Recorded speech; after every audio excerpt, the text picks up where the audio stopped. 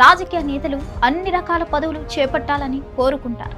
కానీ అవకాశం కొందరికి మాత్రమే దక్కుతుంది. అలాగే కొందరికి కొన్ని అవకాశాలు చేతిలోకి వచ్చినట్టే వచ్చి చేజారిపోతాయి. అటువంటి నాయకుడే ప్రకాశం జిల్లాకు చెందిన కరణం బలరాం. ఇంతకీ ఆయనకు వచ్చిన బాధ ఏంటి ఆయన సమస్య?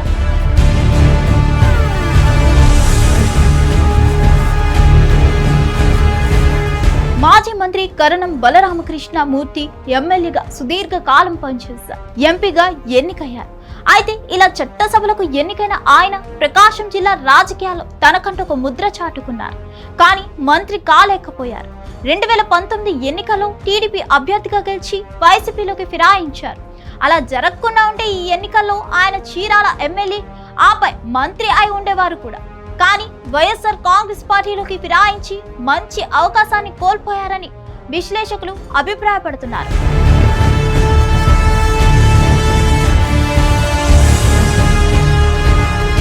ప్రకాశం జిల్లా అంటే ముందుగా గుర్తొచ్చే పేరు కరణం బలరాం.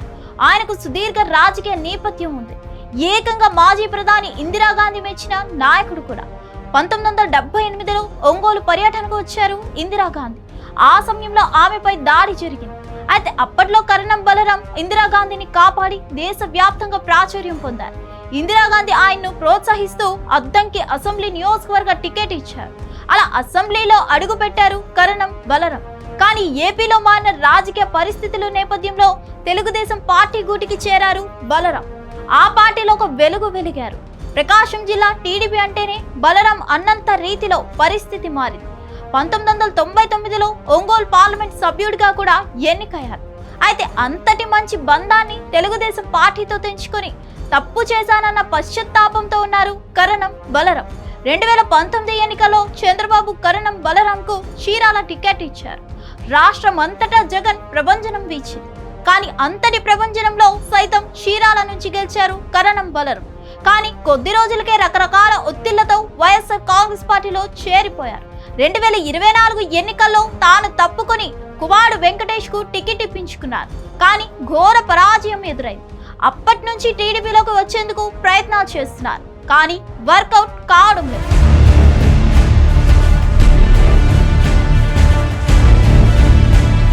అలాగని వైఎస్ఆర్ కాంగ్రెస్ పార్టీలో యాక్టివ్ గా లేరు. ఇంకోవైపు కొత్త నేతలు పుట్టుకొస్తున్నారు. రకరకాల సమీకరణాలు తెరపైకి వస్తున్నాయి. ముఖ్యంగా ఆమంచి కృష్ణమోహన్ వైఎస్ఆర్ కాంగ్రెస్ పార్టీలో చేరుతారని ప్రచారం నడుస్తుంది.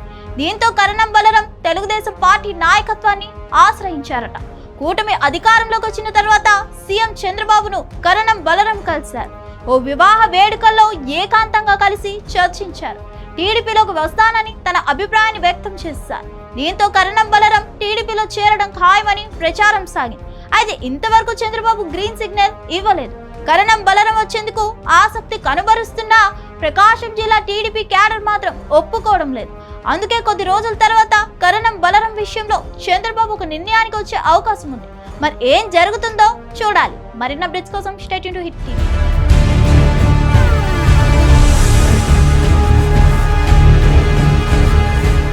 హిట్ టీవీ యాప్, ఇందులో short news, live news, entertainment shows, movies, digital magazines తో పాటు మీ జిల్లా వార్తలను కూడా ఫ్రీగా చూడొచ్చు. ఇంకెందుకు ఆలస్యం, వెంటనే హిట్ టీవీ యాప్ ని డౌన్లోడ్ చేసుకుని ఫ్రీగా ఎంటర్టైన్మెంట్ పొందండి. Hit TV app. Hit TV app. Please download hit TV app. Hit TV app ని ఫ్రీగా డౌన్లోడ్ చేసుకుని ఎంజాయ్ చేయండి. మీకు నచ్చిన ఎంటర్టైన్మెంట్ కోసం హిట్ టీవీ యాప్ ని ఫ్రీగా డౌన్లోడ్ చేసుకుని ఎంజాయ్ చేయండి. హిట్ టీవీ యాప్ ని డౌన్లోడ్ చేసుకుని ఆస్వాదించండి, ఆశీర్వదించండి. ఇంతమంది సెలబ్రిటీలు హిట్ టీవీ యాప్ ని డౌన్లోడ్ చేసుకోండి అని చెప్తున్నారంటే ఎంత మంచి యాప్ ఆలోచించండి.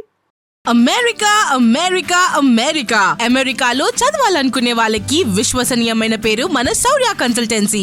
UK లో 1 year masters, UK లో 1 year masters, 2 years work permit up to 5 years visa. Contact Saurya Consultancy.